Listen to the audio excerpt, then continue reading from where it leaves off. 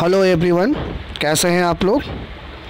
आज मैंने spoken English का सीरीज शुरू किया है और ये लगभग 1.5 से 2 महीने का एक कंप्लीट स्पोकन कोर्स है। तो इसको मैंने कई पार्ट में तैयार किया है। तो आज का जो वीडियो है ये मैं स्टार्ट करूँगा इंग्लिश के बिगिनर्स के लिए कि कैसे हम इंग्लिश बोलना सीख सकते हैं। तो इससे पहले कि मैं वीडियो को स्टार्ट करूं, आप लोगों से रिक्वेस्ट है, अगर आप इस चैनल पर नए हैं तो कृपया इस चैनल को सब्सक्राइब कर लें, वीडियो को लाइक करें और शेयर भी करें, और इसके जितने भी पार्ट आएंगे आप उन्हें ज़रूर देखें। आई होप कि आप इंग्लिश बोलना ज़रूर सीख जाएंगे। तो चलिए स्टार्ट करते हैं स्पोकन इंग्लिश का आज पहला दिन।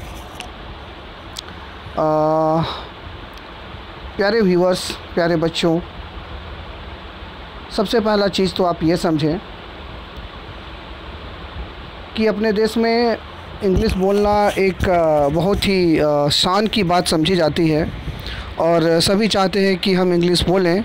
और इंग्लिश बोलने के लिए कोई एक ऐसा ख़ास फार्मूला नहीं है, बस ये एक प्रैक्टिस और कंटिन्यूअस जो कोशिश है किसी चीज़ को सीखने की, ये आपको इंग्लिश बोलना सिखला सकती है। तो एक एक करके छोटे छोटे चीज़ों को मैं हाईलाइट करूँगा, आपको सजेस्ट करूँगा, और अगर आप उन सारी बातों को फॉलो करते हैं तो आप शीघ्र ही देखेंगे कि आप इंग्लिश बोलना सीख जाएंगे। चलिए सबसे पहले आज का पहला अभियान आप स्क्रीन को देखें। आइए पहला दिन अभिवादन से शुरू करते हैं। भारत में सभी अवसरों पर नमस्ते या नमस्कार कहकर अभिवादन किया जाता है। मुसलमान अस्सलाम वालेकुम तथा सिख आपस में मिलने पर सत श्री अकाल कहते हैं, पर अंग्रेजी में ऐसा नहीं है। इसमें दिन के अलग अलग समय पर अलग अलग शब्दों द्वारा अभिवादन करने का चलन है। आप यहाँ देखिए स्क्रीन पर। बोलचाल में अभिवादन के वाक्य जो है वो कुछ इस तरह से होते हैं। सबसे पहला, अपने से बड़ों, रिश्तेदारों व पद में ऊंचे अधिकारियों के साथ उषा काल से लेकर दोपहर 12 बजे तक। बच्चों ध्यान देना है कि सुबह से लेकर दोपहर के 12 बजे तक अगर हम किसी से मिलते हैं तो उनको हम गुड मॉर्निंग कहते हैं। आप जैसे यहाँ देखिए, नमस्ते दादाजी कहना हो तो हम कहेंगे गुड मॉर्निंग ग्रैंडपा। नमस्ते पिताजी कहना हो गुड मॉर्निंग डैड। नमस्ते सर कहना हो गुड मॉर्निंग सर। ध्यान ये देना है कि सुबह से लेकर 12 बजे तक आपको गुड मॉर्निंग कहना है। दोपहर 12 बजे से शाम 5 बजे तक आप कहेंगे गुड आफ्टरनून। जैसे अगर आपको कहना है नमस्ते दादाजी तो आप कहेंगे गुड आफ्टरनून ग्रैंडपा। नमस्ते माताजी कहना है गुड आफ्टरनून मम्मी। नमस्ते बेटी कहना है गुड आफ्टरनून डियर। यानी अगर आप ध्यान इस बात को दीजिए कि अगर दोपहर के 12 बज गए हैं तो शाम के 5 बजे तक आप आफ्टरनून कहकर संबोधित करेंगे। ठीक इस प्रकार शाम के 5 बजे के बाद से लेकर 10 बजे तक का जो समय है उसमें अगर आपको नमस्ते कहना है, अगर आप मिलते हैं फर्स्ट टाइम, तो आप वहाँ गुड इवनिंग शब्द का प्रयोग करेंगे। जैसे नमस्ते चाचा जी, गुड इवनिंग अंकल। नमस्ते चाची जी, गुड इवनिंग आंटी। नमस्ते बेटे, गुड इवनिंग डियर। और रात को विदाई के समय गुड नाइट या स्वीट ड्रीम, डार्लिंग, ऐसे शब्दों को कहने का प्रचलन है। ठीक है। दिन में किसी भी समय जब आपको ये कहना हो कि आप मिलकर जा रहे हों तो अच्छा सर चलते हैं, good day to you sir. अगर भेंट हो रही हो किसी से तो अपने बात को प्रकट करने के लिए आप वहाँ कहेंगे, यहाँ पे देखिए ध्यान से, please to meet you, please to meet you.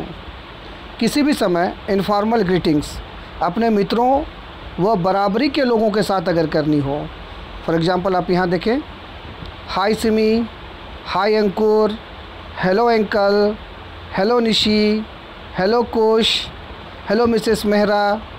यहाँ पर आप देख रहे हैं कि दिन में किसी भी समय अगर हम मिलते हैं लेकिन वो हमारा दोस्त या बराबरी का है तो हम उन्हें हाई कर कर एड्रेस या संबोधित कर सकते हैं। यदि आप यहाँ ध्यान दें एक बात को, यदि संबंध बेतलफी का हो तो हेलो और हाय का प्रयोग करने में कोई आपत्ति नहीं है। ठीक है। इस प्रकार से जब विदाई का समय हो, यानी जब हम लोग मिलके अब जाना चाह रहे हैं उस समय, फॉर एग्ज़ाम्पल आप यहाँ देखें, अच्छा चलते हैं बच्चों, तो हम कहेंगे गुड बाय चिल्ड्रन, केवल अच्छा, बाय बाय, चलते हैं प्रिय, फेयरवेल डियर, अच्छा फिर मिलेंगे, bye, see you, bye, so long, ऐसे करके हम यहाँ पर संबोधित करेंगे। ठीक है बच्चों, यहाँ पे कुछ बातें याद रखनी है आपको, छोटी छोटी बातें हैं जिसे आपको याद करना चाहिए, यहाँ पर ध्यान दें। अंग्रेजी में ग्रैंड फादर को संक्षेप में ग्रैंड पा कहते हैं, जैसा मैंने ऊपर अभी उच्चारण किया था। फादर के लिए डैड या डैडी शब्द का प्रयोग किया जाता है। ग्रैंड मदर को संक्षेप में ग्रैंड माँ कहते हैं। मदर के लिए मॉम या मम्मी शब्द का प्रयोग किया जाता है। ठीक है। अंग्रेजी में यहाँ एक चीज़ ध्यान दें, अंग्रेजी में चाचा, ताया, मामा, मौसा, फूफा सभी को अंकल ही कहा जाता है। इसी प्रकार चाची, ताई, मामी, मौसी, बुआ सभी को ऑन्ट या ऑन्टी कहा जाता है। यहाँ पर ध्यान देंगे, ऑन्टी में AUNTY या AUNTI लिखने समय प्रयोग दोनों किया जाता है। किसी भी पुरुष के लिए आदर्श सूचक शब्द सर यानी श्रीमान का प्रयोग किया जाता है। हिंदी में हम लोग इसको श्रीमान कहते हैं, बट इंग्लिश में सर लगाकर संबोधित किया जाता है।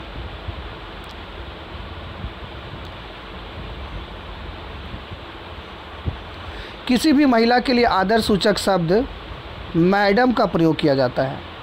चचेरे, ममेरे, मौसेरे या फुफेरे, भाई या बहन किसी के लिए भी कज़न, अब ध्यान दें यहाँ बच्चों, कजन शब्द का प्रयोग किया जाता है। कभी कभी लोग क्या कहते हैं कि कजन ब्रदर या कजन सिस्टर कहते हैं, तो ये गलत है, ऐसा नहीं करना चाहिए। विवाहित महिला के नाम या उपनाम से पहले मिसेस तथा अविवाहित महिला के लिए मिस का प्रयोग किया जाता है। मिस को MS वर्ड से भी एड्रेस किया जा सकता है। MS का प्रयोग यानी मिस का प्रयोग अविवाहित या विवाहित किसी भी स्त्री के नाम के उपनाम के पहले किया जा सकता है। यहाँ पे ध्यान दें कि MS वर्ड यानी मिस, यहाँ पे जो मिस वर्ड है ये अविवाहित या विवाहित किसी भी स्त्री के नाम के पहले ये प्रयोग किया जा सकता है। ठीक है।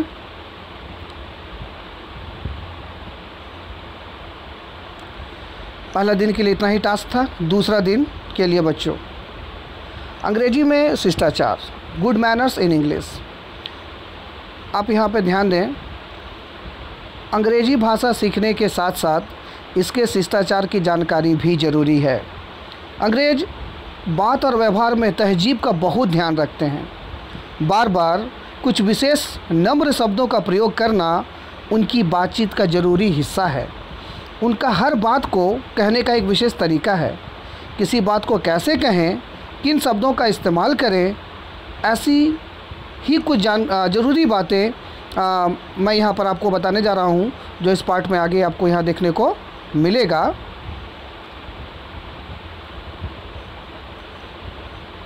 यहाँ पे ध्यान दें आप, हिंदी भाषा की तरह अंग्रेजी में बात बात में नाम के साथ जी लगाने का रिवाज नहीं है, और ना ही इसमें आप या वे जैसे आदर सूचक शब्दों का प्रयोग किया जाता है। इसमें मैं के लिए हम कहने की प्रथा भी नहीं है। इसलिए कई हिंदी भाषी लोगों को यह कहते हुए सुना गया है कि अंग्रेजी रूखी भाषा है।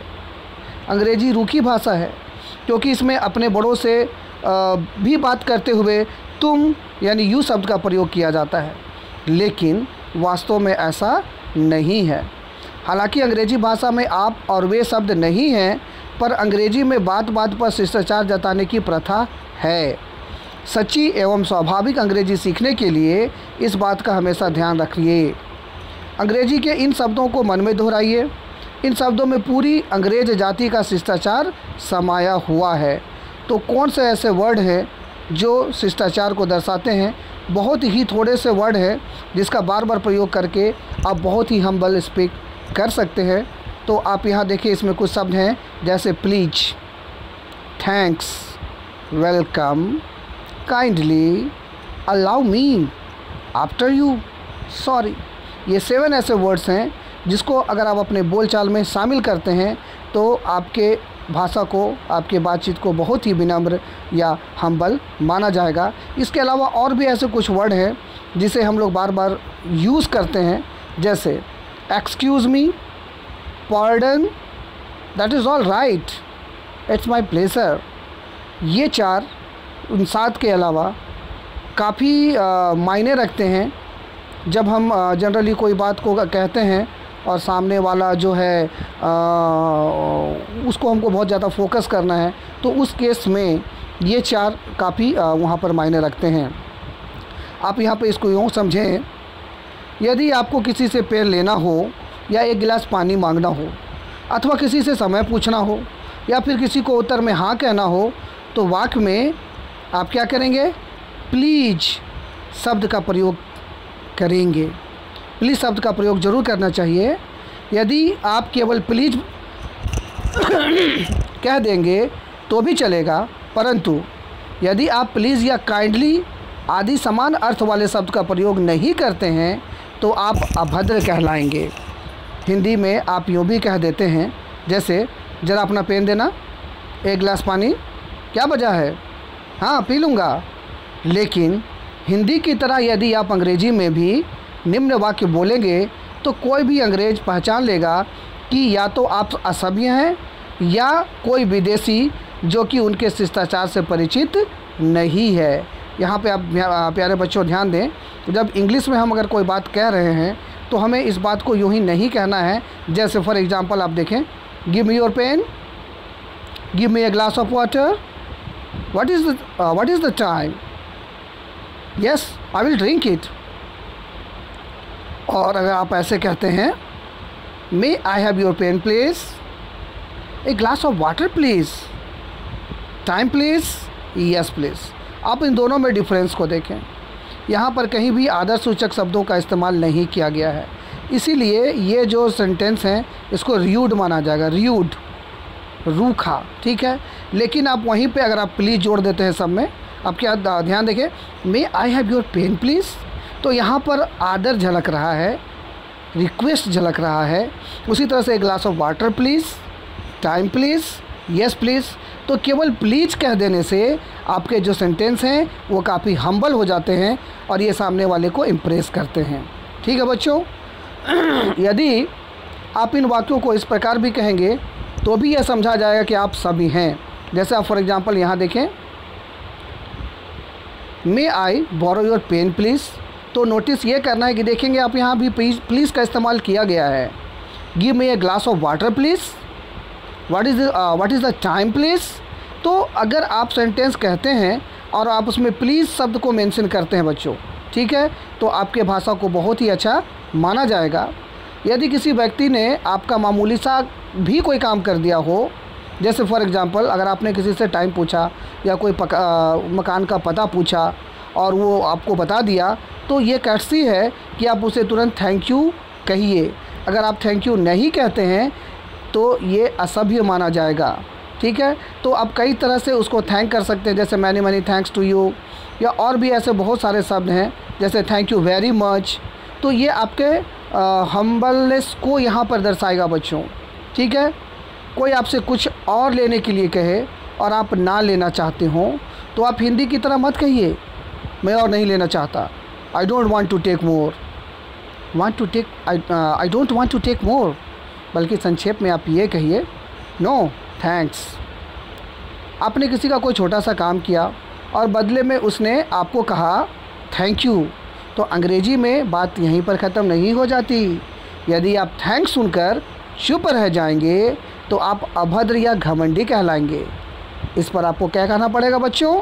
अगर आपसे कोई थैंक कहता है तो आपको भी रिप्लाई में कहना होगा इट्स ऑल राइट, या फिर कह सकते हैं नो मेंशन, या आप कह सकते हैं इट्स फाइन, माय प्लेजर, या वेलकम, या यू आर वेलकम। ऐसे जो वर्ड्स हैं आप इसका इस्तेमाल करना चाहिए आपको यहाँ पर। यहाँ पे ऊपर में ये जो 5 अभिव्यक्तियाँ हैं, आप इन्हें ध्यान से देखें। ये ऊपर की 5 अभिव्यक्तियों में से आप स्वयं भी समझ सकते हैं कि 5वीं अभिव्यक्ति सबसे अधिक नम्रता सूचक है। वैसे ऊपर की दोनों अभिव्यक्तियाँ भी बोलचाल में खूब प्रचलित हैं। 5वीं से मतलब यहाँ पे यू आर वेलकम से है। ठीक है बच्चों, यदि कोई आपसे कोई वस्तु मांगे और वह आप देना चाहते हो तो हिंदी में आप कहेंगे ले लीजिए, पर अंग्रेजी में यदि आपने कहा टेक इट तो अंग्रेजी में इसे शिष्टाचार नहीं माना जाएगा। इसलिए आप कहेंगे yes you are welcome with great pleasure. ऐसे अगर आप वर्डिंग करते हैं तो आपकी भाषा को सभ्य माना जाएगा। ठीक इसी प्रकार यदि आप किसी को कोई छोटी सी सेवा या सहायता करना चाहते हो तो उसे कहने का अंग्रेजी में एक अपना तरीका है।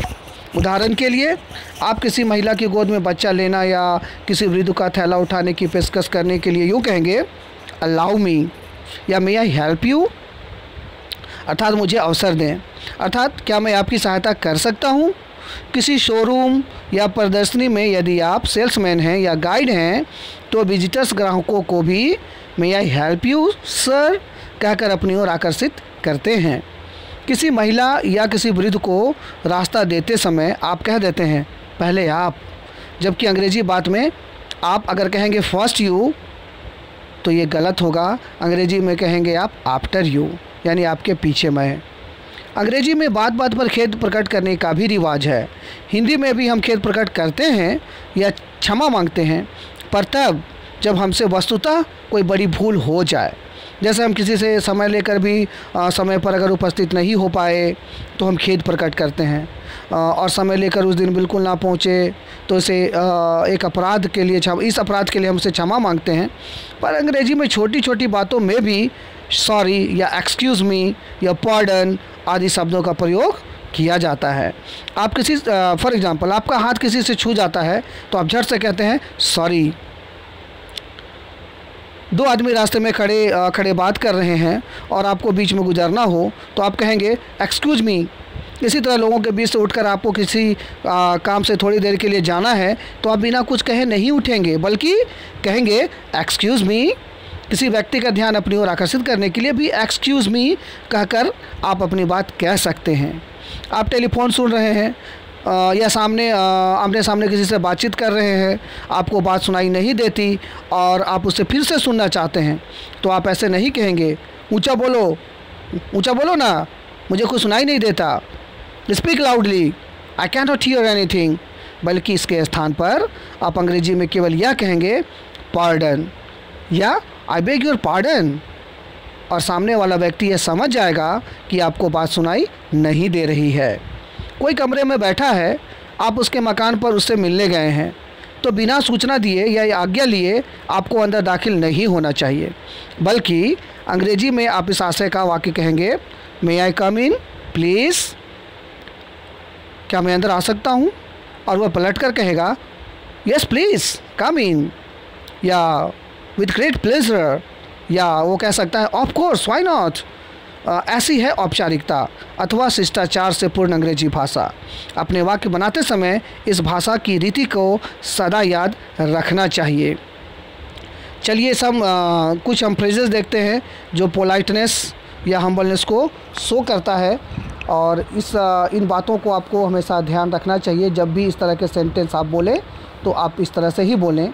आप इस पहले सेंटेंस को यहाँ पर ध्यान दें, मैंने मिलने का समय दिया था परंतु मैं नहीं आ सका, मुझे माफ़ करें। तो आप क्या कहेंगे इंग्लिश में से? आप यहाँ देखें आई am sorry I couldn't make it that day. इसी तरह से आप दूसरा सेंटेंस को देखें, मैं ठीक समय पर नहीं आ सका, इसके लिए मैं माफ़ी मांगता हूँ। आई am sorry I couldn't make it in time. ठीक इसी तरह से तीसरा आप देखें, माफ़ कीजिए मुझे थोड़ी सी देर हो गई, I am sorry I got a little late. Fourth sentence देखें, मेरी ओर से माफ़ी मांग लीजिए, प्लीज़ कॉन्वे माई अपॉलॉजीज।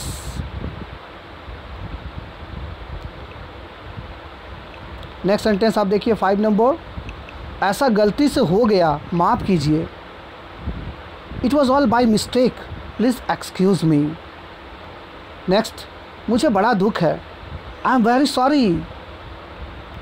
माफ़ करें, मैंने आपके काम में बाधा डाली। Sorry to have disturb you. माफ़ कीजिए, आई बेग योर पार्डन।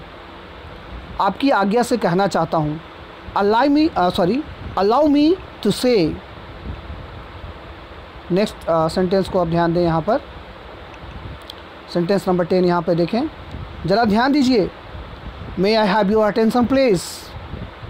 इसे अपनी ही चीज़ समझें। It's all yours. ज़रा मुझे बोलने दें।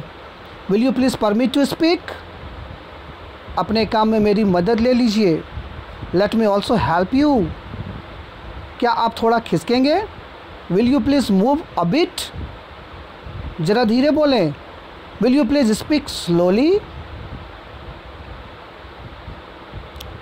नेक्स्ट सेंटेंस देखिए, सेंटेंस नंबर 16, ज़रा धीमा बोलने की कृपा करें। Will you mind speaking a bit softly please. क्या आप मुझे बैठने देंगे? Will you please let me sit. क्या मैं आपका थोड़ा सा समय ले सकता हूँ? Could you spare a few moments for me. जैसे आपकी मर्जी, एज यू प्लीज़।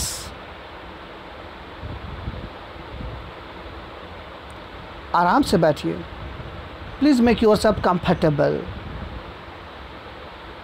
तो आपने यहाँ देखा कि कुछ ऐसे सेंटेंसेस हैं जिसे आप बार बार अपने बोलचाल में यूज़ करके आप अपने स्पोकन को अच्छा कर सकते हैं। कुछ और सेंटेंस यहाँ पर आप देखें। कष्ट के लिए क्षमा करें। Sorry for the inconvenience. आपकी बड़ी कृपा है।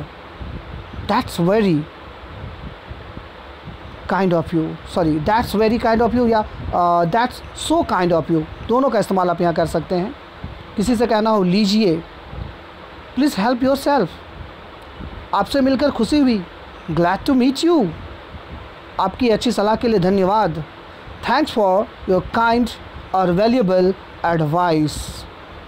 मैं पूरी कोशिश करूँगा या करूँगी। I will try my level best. Next sentence देखें, आशा है आप मज़े में हैं। Hope you are enjoying yourself और योर सेल्फ्स, दोनों प्रयोग कर सकते हैं आप यहाँ पर। अब आगे यहाँ पे कुछ बातें जो आपको याद रखनी है, यहाँ पर ध्यान दें। पहली बात, प्रत्येक देश में सभ्यता एवं शिष्टाचार प्रकट करने का अलग अलग ढंग होता है। हिंदी में नाम के बाद जी लगाकर आदर प्रकट करने का रिवाज है। बड़ों को आदर देने के लिए बहुवचन का प्रयोग भी किया जाता है, जबकि अंग्रेजी में आदर सूचक में भी एक वचन यानी कि सिंगुलर ही रहता है। आप उदाहरण के लिए यहाँ पर देखें, श्री केदारनाथ जी आए हैं। Mister Kedarnath has come. ठीक है बच्चों, यहाँ पे बात को समझे। एक आदमी है लेकिन फिर भी आए हैं शब्द का इस्तेमाल किया गया है। हिंदी में मध्यम पुरुष में आदर प्रकट करने के लिए तुम की जगह आप का प्रयोग होता है, परंतु अंग्रेजी में तुम हो या आप, दोनों के लिए यू का ही प्रयोग होता है। इस बात को ध्यान दें। आप क्या चाहते हैं तो आप पूछेंगे व्हाट डू यू वांट।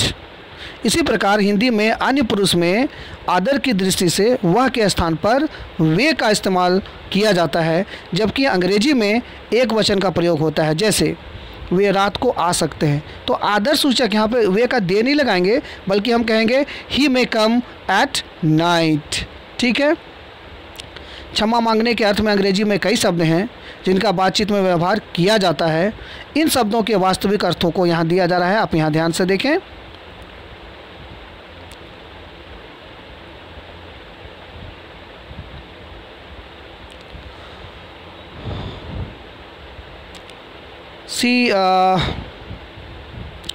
यहाँ पर पढ़ें आप।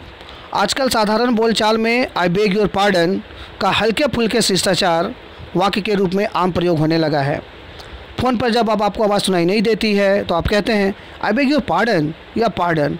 तो इसका आशय यह होता है कि आप तो ठीक बोल रहे हैं पर मुझे सुनाई नहीं दे रहा है, कृपया दोबारा कहें, प्लीज़ रिपीट इट। यह भी चलेगा पर आपको मूल अर्थ भी ज्ञात होना चाहिए। अंग्रेजी में कुछ शॉर्ट फॉर्म्स यूज किए जाते हैं बच्चों, आप इसको यहाँ पे ध्यान देखें। इनका प्रयोग भी बोलचाल में करना चाहिए। जैसे आई एम है तो हम शॉर्ट में एम लिखते हैं।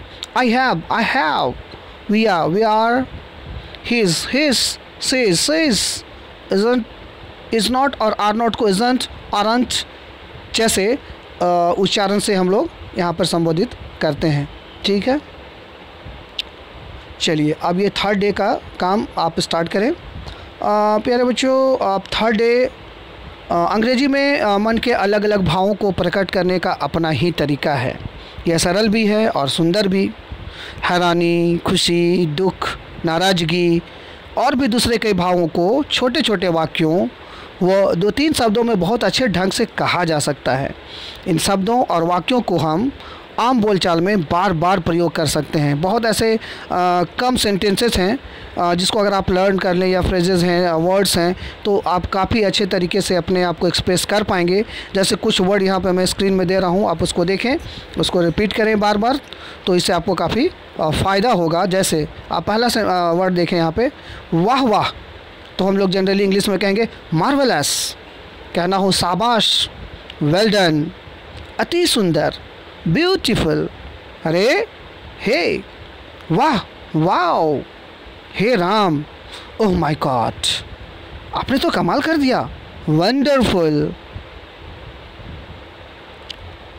नेक्स्ट देखें आप यहाँ, आपको कहना हो बेशक, ऑफ कोर्स, ईश्वर का धन्यवाद, थैंक गॉड, ईश्वर की कृपा से, बाय गॉड्स ग्रेस, खुदा आपको बरकत दे, मे गॉड ब्लेस यू, आपको भी, सेम टू यू, बहुत बढ़िया, एक्सेलेंट, बड़े दुख का समाचार, हाउ सैड,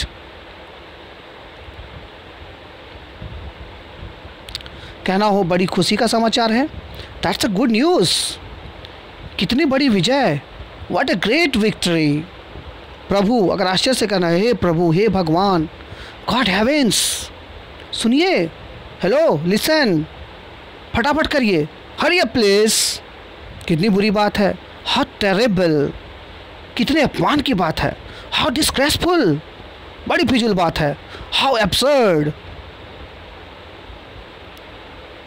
नेक्स्ट आप देखिए यहाँ पर, उसकी इतनी हिम्मत, हाउ डेयर ही, क्या खूब, हाउ स्वीट, कितना सुंदर, हाउ लवली, ऐसा कहने की तुम्हें हिम्मत कैसे हुई, how dare you say that, प्यारे, और डियर, जल्दी चलो, हरी अप। आपने यहाँ देखा, ये ऐसे कुछ वर्ड्स हैं जिसका कि बार बार हम अपने कॉमन बोलचाल में प्रयोग करते हैं। इसके अलावा कुछ और ऐसे वर्ड हैं जिसका ओकेजनली हम प्रयोग करते हैं। आप यहाँ इसका लिस्ट देखें, 29, चुप रहिए, quite please, please keep quiet, इसको आप लाउड वॉइस में भी कह सकते हैं और रिक्वेस्ट के टोन में भी कह सकते हैं। जैसे अगर डांट के कहना हो चुप रहिए, तो आप कहेंगे क्वाइट, रिक्वेस्ट करना है चुप रहिए प्लीज़, तो आप कहेंगे क्वाइट प्लीज़, या प्लीज़ कीप क्वाइट। हाँ ऐसा ही हो, यस इट इज़, सचमुच, रियली, सच, इज इट, धन्यवाद, थैंक्स, आपका धन्यवाद, थैंक यू, भगवान का लाख शुक्र है, थैंक गॉड, यह दिन बार बार आए, many happy returns of the day. Next sentence को देखें, आहा, मैं जीत लिया, हुर्रे, आई हैव वॉन, आपके स्वास्थ्य के लिए, फॉर योर गुड हेल्थ, बधाई, कॉन्ग्रेचुलेशन, कितनी बेहूदगी है, व्हाट नॉनसेंस, कितनी शर्म की बात है, व्हाट ए शेम, कितनी दुखद बात है, हाउ ट्रेजिक, कितना सुखद आश्चर्य, what A pleasant surprise. Next देखें, आश्चर्यजनक, वंडरफुल, छी छी, हाउ डिस्गस्टिंग, खबरदार, बिवेयर, कितने दुख की बात है, व्हाट ए पिटी, कितनी बढ़िया सूझ है, व्हाट एन आइडिया, आपका स्वागत है, वेलकम सर, आपके स्वागत के लिए चीयर्स।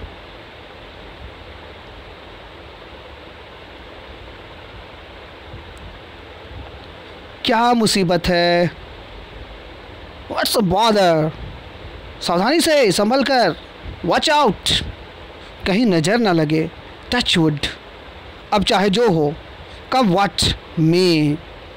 तो यहाँ पर आपने कुछ ऐसे वर्ड्स देखे जो काफ़ी हेल्पफुल होंगे आपके लिए। यहाँ पे कुछ बातों को ध्यान रखना है प्यारे बच्चों। यहाँ पे ध्यान दें, पहली बात, सामान्य वाक्य में जहाँ अल्प विराम यानी कॉमा या पूर्ण विराम लगता है, वहाँ भावबोधक वाक्य में विस्मयादि बोधक यानी एक्सक्लामेटरी साइन लगता है। जैसे आपको कहना है रियली वंडरफुल, तो रियली में आप स्ट्रेस लाने के लिए आप लास्ट में देखें एक्सक्लामेटरी साइन यहाँ लगाया गया है। ठीक उसी तरह से वंडरफुल में भी एक्सक्लामेटरी साइन लगाया गया है। लज्जा, दुख, आश्चर्य, हर्ष, क्रोध आदि अनेक भावों को प्रकट करने के लिए व्हाट, हाउ आदि शब्दों का प्रयोग होता है। जैसे what is same, how wonderful.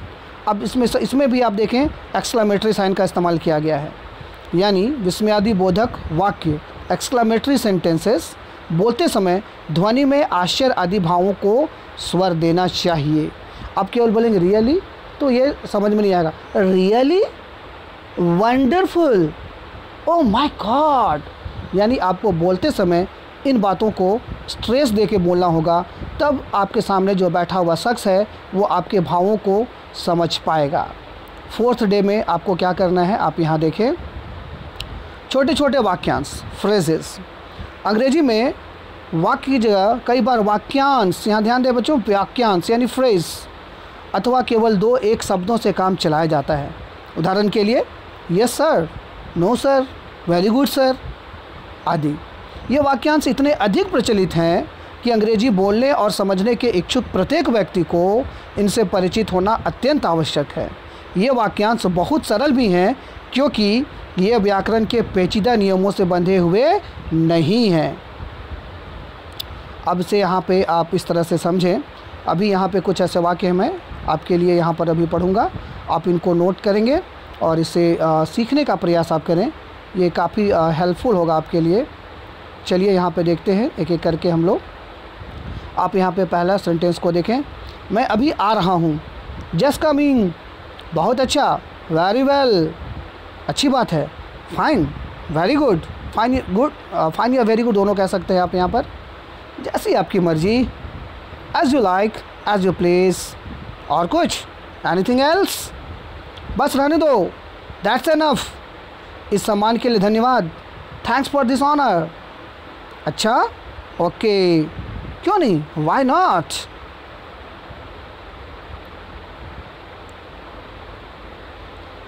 आगे देखें, थोड़ा सा भी नहीं, नॉट ए बिट, ध्यान रखना, टेक केयर, कल मिलेंगे, सी यू टुमारो, हाँ ज़रूर, यस बाय ऑल मीन्स, बहुत है, दैट इज़ टू मच, हाँ सर, यस सर, नहीं कभी नहीं, नो नॉट एट ऑल, कोई बात नहीं, नेवर माइंड, डजंट मैटर, और कुछ नहीं, नथिंग एल्स।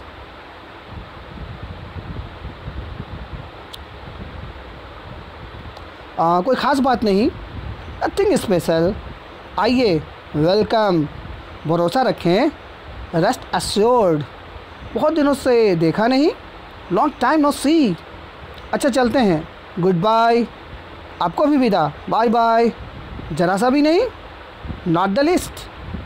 ये लगभग सभी वाक्यांश हैं, पूर्ण वाक्य नहीं हैं।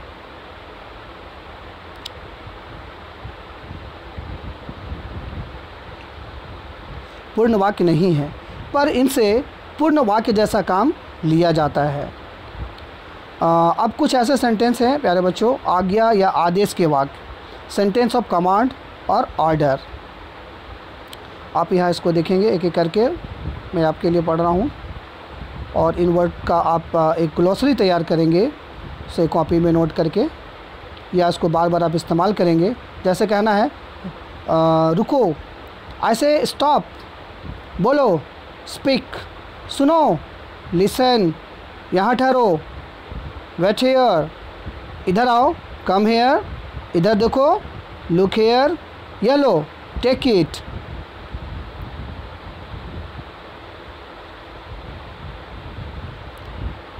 पास आओ, कम नियर, बाहर इंतज़ार करो, वेट आउटसाइड, ऊपर आओ, गो अप, नीचे जाओ, गो डाउन, उतर जाओ, गेट ऑफ, यहाँ ध्यान दे, ऑफ, OFF, ऑफ, तैयार हो जाओ, बी रेडी, या आप कह सकते हैं गेट रेडी, चुप रहो, कीप क्वाइट,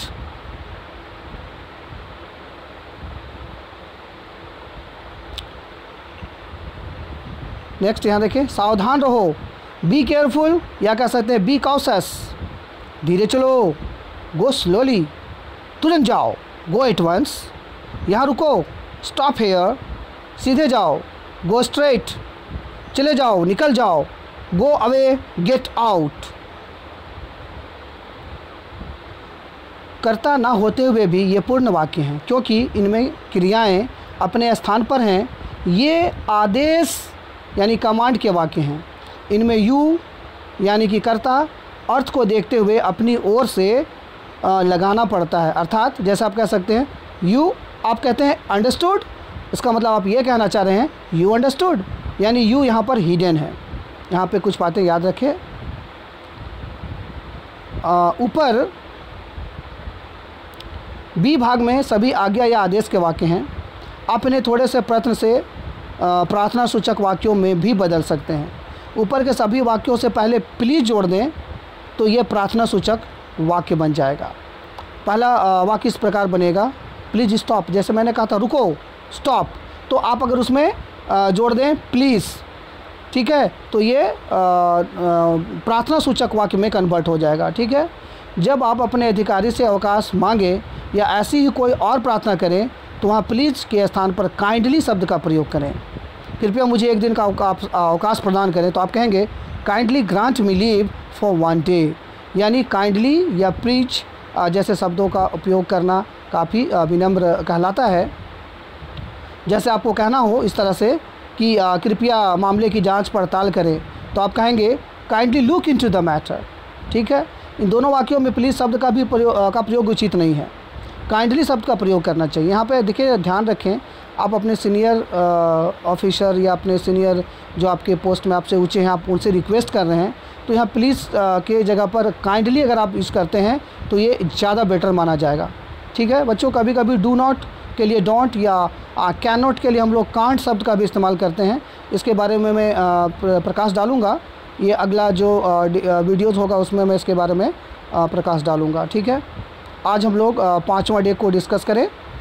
अब ये यहाँ से हम लोग टेंस में आ गए बच्चों, तो आप यहाँ पे इस चीज़ को देखें कि यहाँ से हमें 3 टेंस के बारे में पढ़ना है। जब भी हम स्पोकन इंग्लिश की बात करते हैं तो हमें टेंस बिल्कुल आना ही चाहिए। ठीक है, आप बेसिकली देखें, अंग्रेजी भाषा में प्रेजेंट टेंस की क्रिया को 4 रूपों में बांटा गया है। आप यहाँ पे ध्यान से पढ़ें।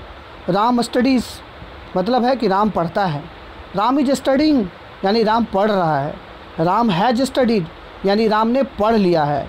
इसी प्रकार से Ram has been studying since morning यानी राम सुबह से पढ़ रहा है। यहाँ पहले वाक्य में क्रिया वर्तमान काल की तो है पर समय निश्चित नहीं है। राम स्टडीज, राम पढ़ता है, परंतु यह पता नहीं कि वह कब से पढ़ता है। दूसरे वाक्य में वर्तमान काल की क्रिया चल रही है यानी राम इज स्टडिंग यानी राम इस समय पढ़ रहा है। तीसरे भेद में राम हैज़ स्टडीड यानी राम ने पढ़ लिया है, अर्थात क्रिया पूरी हो चुकी है और उसे अधिक समय नहीं बीता है। और चौथे भेद में Ram has been studying since morning अर्थात क्रिया एक निश्चित समय से चल रही है। इन्हें क्रमशः present indefinite, present continuous, present perfect और प्रेजेंट परफेक्ट कंटिन्यूअस कहा जाता है। ठीक है, तो अब शॉर्ट में हम इनके बारे में थोड़ी अभी मैं इसके स्ट्रक्चर को डिस्कस नहीं कर रहा हूँ। मैं इसके स्ट्रक्चर को फिर किसी वीडियो में डिटेल में आपको डिस्कस करके समझाऊंगा। अभी उससे जो रिलेटेड कुछ सेंटेंस हैं उसको आप यहाँ पर देखें। जैसे आप यहाँ पर देखें, जो पहला सेंटेंस है आप यहाँ ध्यान दें। यहाँ मनीष क्या तुम अंग्रेजी पढ़ते हो? तो आप कहेंगे Manish do you study English? Shyamal कहता है हाँ, यस आई डू, यानी यहाँ पर ध्यान देखिए डू, आई डू।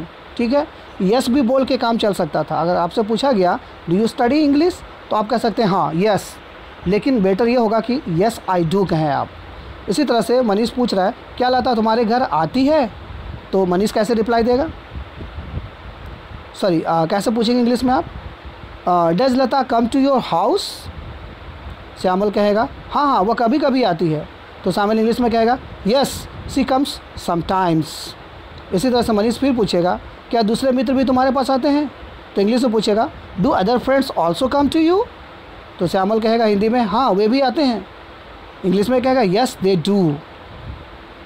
इसी प्रकार से मनीष पूछेगा क्या तुम मुंबई में रहते हो, यानी do you stay in Mumbai.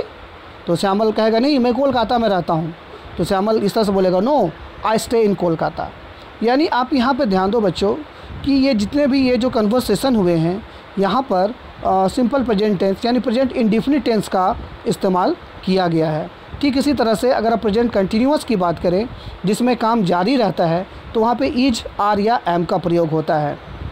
आप यहाँ पर ध्यान दें, बाला पूछ रहा है यहाँ पर क्या यही पुस्तक तुम्हें चाहिए। तो इंग्लिश में पूछेगा is this the book you are looking for. Madhu कहेगी हाँ यही पुस्तक मुझे चाहिए।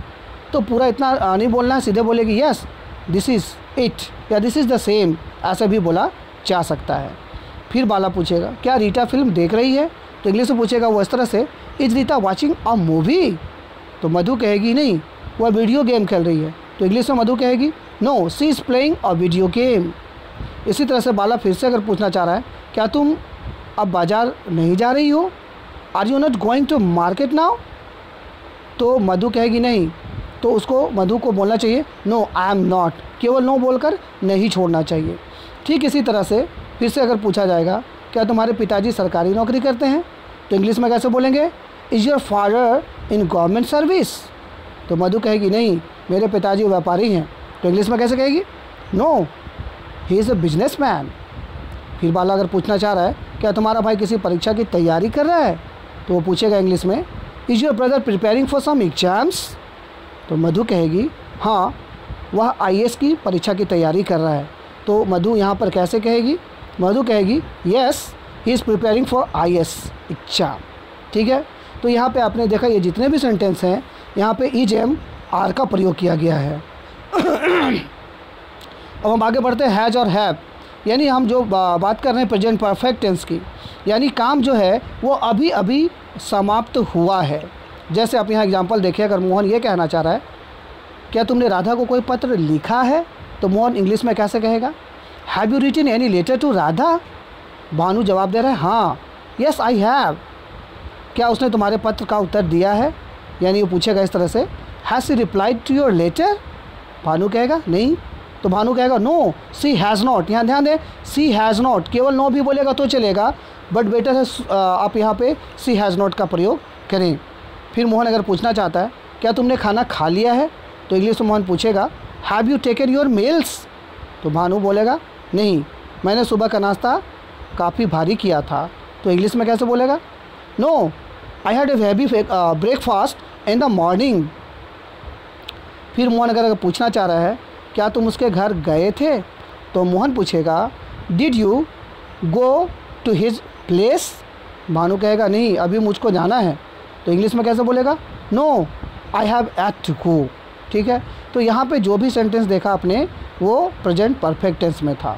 और चौथा जो है प्यारे बच्चों, यानी इसमें काम कुछ समय पहले स्टार्ट हुआ और ये काम अभी भी कंटिन्यू है। तो इसमें ऐसे सेंटेंस में जनरली हैज़ बीन और हैव बीन का प्रयोग किया जाता है। यहाँ पे कुछ एग्जांपल आप देखें। अब श्याम को अगर पूछना है तुम सुबह से क्या कर रहे हो, तो श्याम इंग्लिश में कैसे पूछेगा what have you been doing since morning. Gopal ये कह रहा है कि यह किताब पढ़ रहा हूँ, तो बोलेगा क्या I have been reading this book. यानी यहाँ पे ये बात लग रहा है कि वो काफ़ी पहले बुक स्टार्ट किया पढ़ना, अभी भी पढ़ रहा है, यानी काम पहले से शुरू है और अभी तक जारी है। ठीक है। अगर फिर से श्याम ये पूछना चाहे क्या कल से यहाँ भी बरसात हो रही है, तो श्याम इंग्लिश में कैसे पूछेगा has it been raining here also since yesterday. तो गोपाल कहेगा हाँ हो तो रही है पर रुक रुक कर। तो इंग्लिश में कैसे बोलेगा yes it has been but not continuously. फिर श्याम अगर पूछना चाह रहा है क्या पानी काफ़ी देर से उबल रहा है, तो श्याम कहेगा पूछने का फिर इंग्लिश में कैसे has the water been boiling for long. Gopal अगर कह रहा है नहीं अभी थोड़ी देर से ही उबल रहा है, तो इंग्लिश में कैसे कहेगा वो कहेगा no it has been boiling only for a little time. हम इस घर में 10 वर्षों से रह रहे हैं। We have been living in this house for 10 years. वह पिछली जनवरी से एक नए प्रोजेक्ट पर काम कर रहा है। He has been working on a new project since January. ठीक है प्यारे बच्चों, ये जो टेंस हैं इसका स्ट्रक्चर क्या होता है, इसका सेंटेंस कैसे बनते हैं, नेगेटिव, अफर्मेटिव, इंट्रोगेटिव, सारी चीज़ों को मैं बताऊंगा। इसके लिए मैं अलग से एक ट्रांसलेशन का वीडियो लेकर आऊँगा। उस वीडियो को देखने के बाद आप पूरा स्ट्रक्चर को क्लियरली सीख लेंगे। अभी यहाँ पे मेरा उद्देश्य सिर्फ ये था कि बोलचाल में टेंस का प्रयोग हम कैसे करते हैं ये आपको समझाना। ठीक है, यहाँ पे कुछ बातें याद रखें। You are writing a letter, तुम पत्र लिख रहे हो। You have written a letter, तुम पत्र लिख चुके हो। ये दोनों अफर्मेटिव वाक्य हैं। आप इनका नेगेटिव और इंट्रोगेटिव भी बना सकते हैं लेकिन ये सारी चीज़ें, ये सारी बातें कि इनका अफर्मेटिव और नेगेटिव और इंट्रोगेटिव हम कैसे बनाएंगे, इसके लिए मैं अलग से एक वीडियो लेकर आऊँगा, जो जस्ट इस वीडियो के बाद ही मैं लेकर आने वाला हूँ। और इसके बाद जो नेक्स्ट डे है, उसके नेक्स्ट डे में आपको कैसे और आगे बढ़ना है, इसके लिए फिर मैं कंटिन्यूअस वीडियो लेकर आता रहूँगा। उम्मीद करूँगा कि ये वीडियो देखने के बाद आपको इंग्लिश सीखने की जो रुचि है वो बढ़ेगी और आप बहुत ही आसानी के साथ इंग्लिश भाषा को सीख पाएंगे और इस भाषा को सीखने में मैं पूरी आपकी मदद करूंगा। तो उम्मीद करता हूं आप इस वीडियो को ज़रूर लाइक करें, बार बार देखें, जो बातें समझाई गई है उसको सुनें और जैसे जैसे मैं वीडियो लेकर आऊँ उस सारे वीडियो को आप एक एक करके देखें। तो इसमें कोई डाउट नहीं है कि कुछ ही दिनों में आप एक अच्छे इंग्लिश बोलने वाले बन जाएंगे, ये मेरा दावा है। तो चलिए आज मैं इस वीडियो को यहीं समाप्त करता हूं और इसका नेक्स्ट सीरीज़ मैं जल्द ही लेकर आऊँगा, लेकिन उससे पहले मैं टेंस का सीरीज़ लेकर आऊँगा और उसके बाद फिर से स्पोकन इंग्लिश को मैं कंटिन्यू करूँगा। तब तक रखूँगा जब तक ये कोर्स पूरा कंप्लीट नहीं हो जाता है। ठीक है बच्चों, ओके, थैंक यू, धन्यवाद, फिर मिलते हैं।